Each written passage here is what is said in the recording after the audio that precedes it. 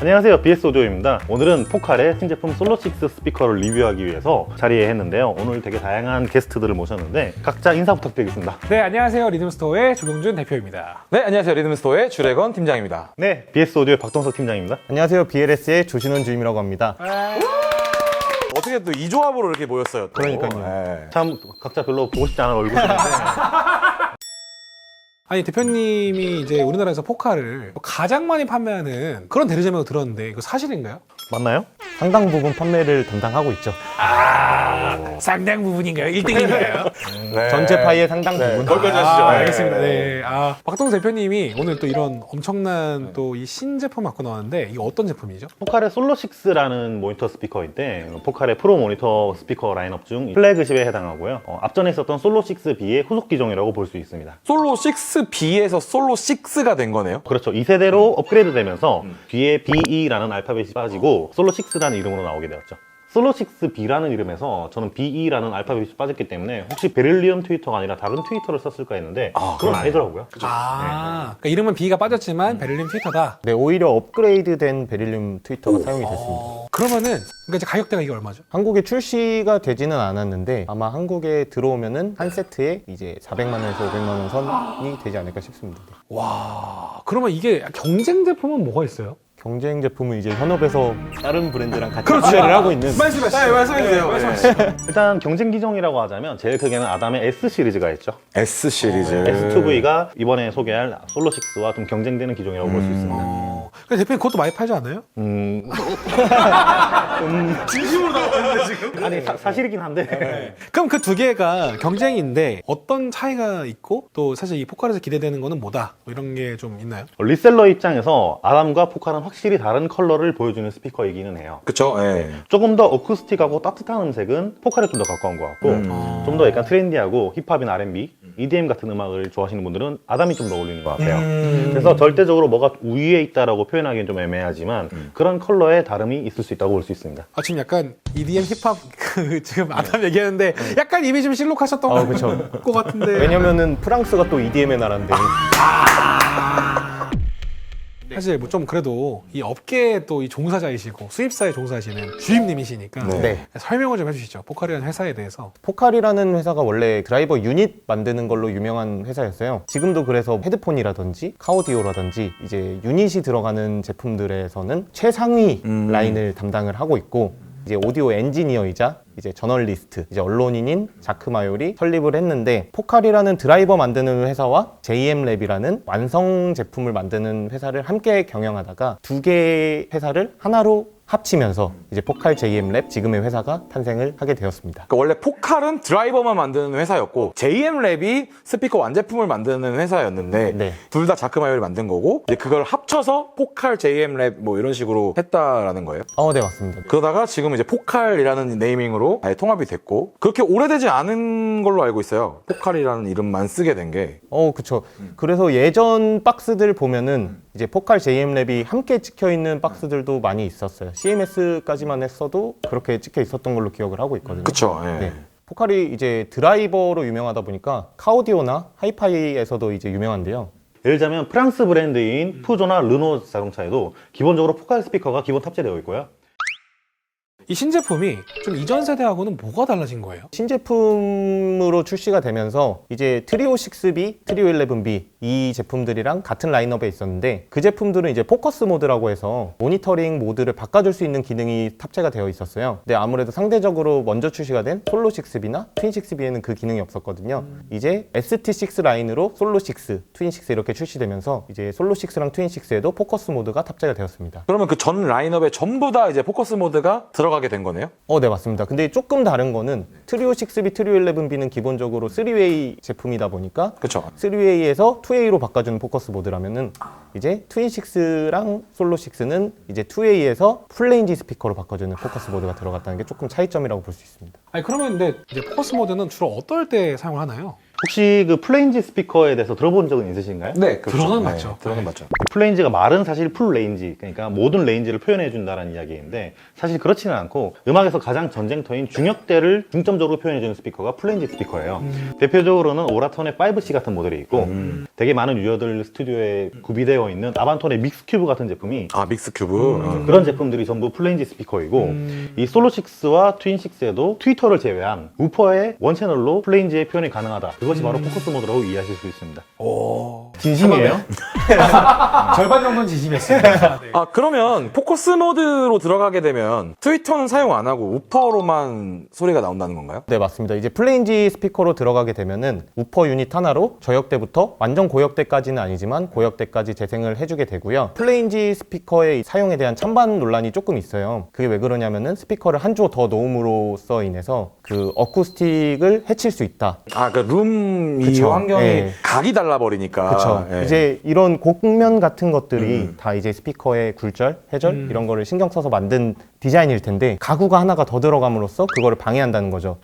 그럼 굳이 플레인지 모드로 들어야 될 이유가 있을까요? 플레인지 스피커를 써야 되는 이유는 사실 우리가 일반적으로 플레인지 스피커를 바로 들었을 때는 소리가 되게 안 좋다. 이 소리 왜 이래? 이런 느낌을 되게 많이 받으세요. 그런데 그런 사운드를 듣고 플레인지 스피커에서 믹싱을 잘 들리게 하고 나면 어떠한 스피커에서 잘 들릴 수 있기 때문에 사실 플레인지 스피커 자체는 거의 믹싱에서의 거의 필수품이라고 할 수 있을 만큼 굉장히 중요한 요소로 지금 자리 잡고 있는 상황인 거죠. 아, 이게 전문가 영역으로 들어갈수록 특히 믹스는 더 그런 게 더 필요하겠네요, 진짜. 그래서 믹스큐브라든지 플레인지 스피커에서 믹싱을 끝마치고 나면 대부분의 유저들이 어떠한 스피커로 들어도 내가 원했던 믹싱이 나온다. 잘 표현되었다 라고 평가받기 때문에 어떻게 보면 사실 좋은 사운드를 위해서는 피해갈 수 없는 영역이죠. 그러니까 어차피 일반인들은 모니터 스피커로 듣는 게 아니라 뭐 일반 집에 있는 컴퓨터 스피커라든지 또 뭐 에어팟으로 듣기도 하고 여러 가지 제품들로 듣다 보니까 이제 그런 것까지 이제 고려를 했을 때의 믹스를 할 수 있다. 이게 장점이 되는 거군요. 그렇죠. 이제 일반인들은 텔레비전이나 핸드폰 스피커, 그다음 노트북 스피커 이런 걸로 많이 들으실 텐데 맞아요. 거기에 이제 우퍼랑 트위터가 나뉘어져 있지 않으니까 아무래도 일반인들이 들을 수 있는 그런 환경에 더 맞춰서 믹스를 할 수 있다고 볼 수 있겠죠.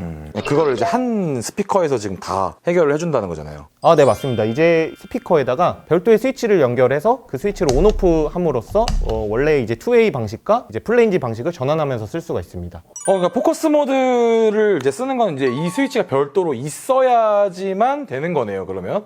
네, 맞습니다. 이것뿐만 아니라 네. 편하게 쓰실 것 같으면은 조금 번거롭긴 한데 서스테인 페달 같은 거 사용하셔도 되고요. 근데 걔는 이제 계속 누르고 있어야지 포커스 모드가 발동을 해서 네, 아무래도 이렇게 한번 눌렀다가 고정이 되는 타입의 스위치를 쓰시는 게 좋기는 해요.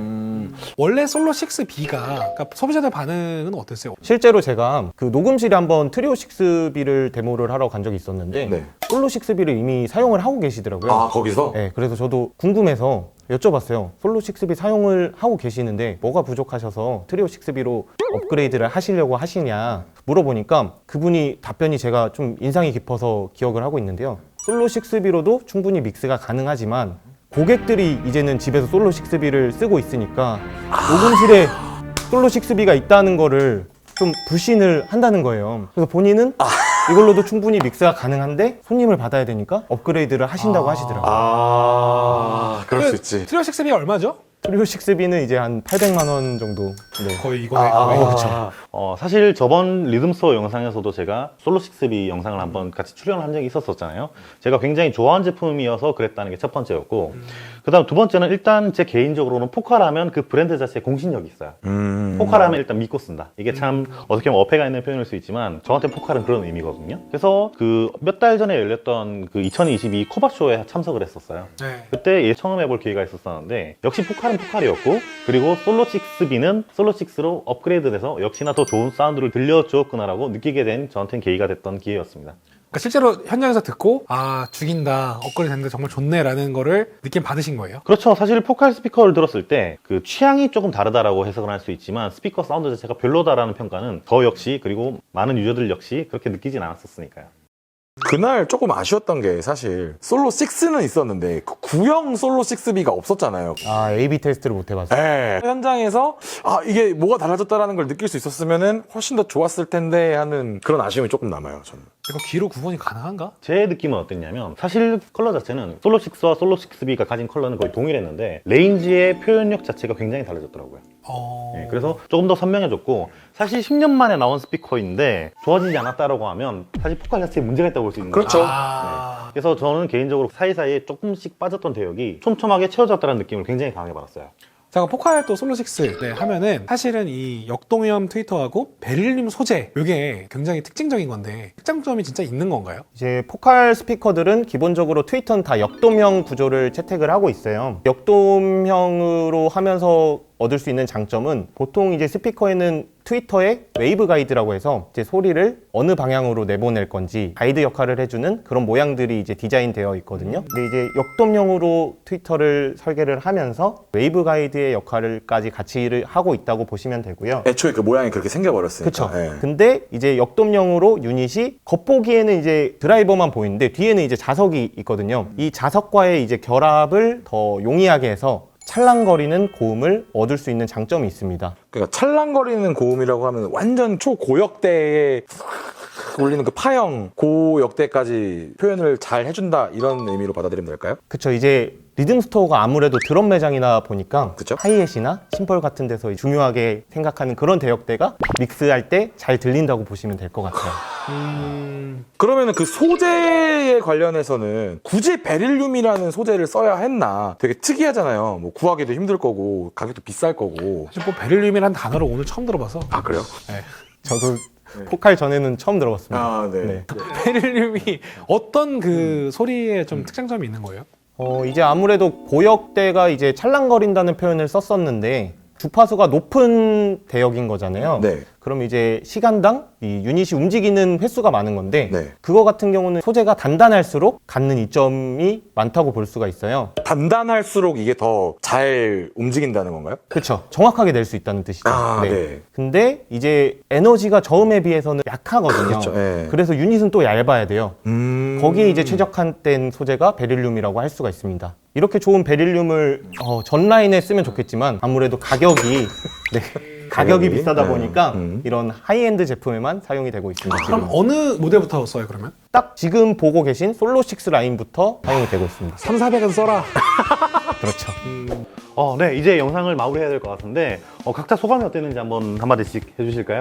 저는 종합악기 회사 또 리듬스토어에서도 특히 드러머들이 많이 오니까 사실은 포카를 좋아하는데 확실히 이런 신제품이 원래도 인기가 있었지만 오늘 설명을 듣고 나니까 진짜 더 좀 사람들이 많이 사지 않을까. 그리고 아까 말씀하셨던 것 중에서 제일 인상 깊었던 게 홈레코딩 한 사람들의 이 지갑이 열리는 게 더 비싸져가지고 네. 저희 또 드러머 분들도 보고 계시다면 네, 정말 좋은 믹싱을 위해서 진짜 이런 스피커라면 투자를 해볼만 하겠다라는 생각을 좀 했습니다. 일단 저도 오늘 이제 리뷰를 하면서 저도 그때 이제 코바쇼에서 한번 들어봤었거든요. 들었는데 진짜 너무 갖고 싶다라는 느낌을 그때 받아갖고 저의 다음 스피커는 아마 이제 포칼이 되지 않을까라고 생각합니다. 저는 개인적으로 이런 자리가 처음이어서 사실 긴장을 좀 하고 왔는데 확실히 얘기하신 것처럼 하면서 풀리더라고요. 아 그쵸. 초반에 더 얘기할 게 많았는데 포칼의 장점들을 다 표현을 못한 것 같아서 아쉽고 포칼 장점이 많은 스피커니까 많은 관심 가져줬으면 좋겠습니다. 네, 다음에 트윈식스 가지고 한번 더 하시죠. 좋습니다. 저는 항상 포카를 홍보하기 위한 영상 또는 컨텐츠를 만들 때 큰 희열을 느껴요. 제가 굉장히 기술적으로 많이 의지하고 있는 여기 조신원 주임님이나 박상현 팀장님, 세워줘는 제외하고요. 그런 분들과 함께 이런 자리에서 이 영상에 출연하게 되었다는 게 굉장히 영광이었습니다. 지금까지 BS오조의 포칼 솔로6 모니터 스피커 리뷰였고요. 다음 리뷰에는 더 좋은 제품을 가지고 더 좋은 영상으로 찾아뵙도록 하겠습니다. 감사합니다. 안녕히 계세요.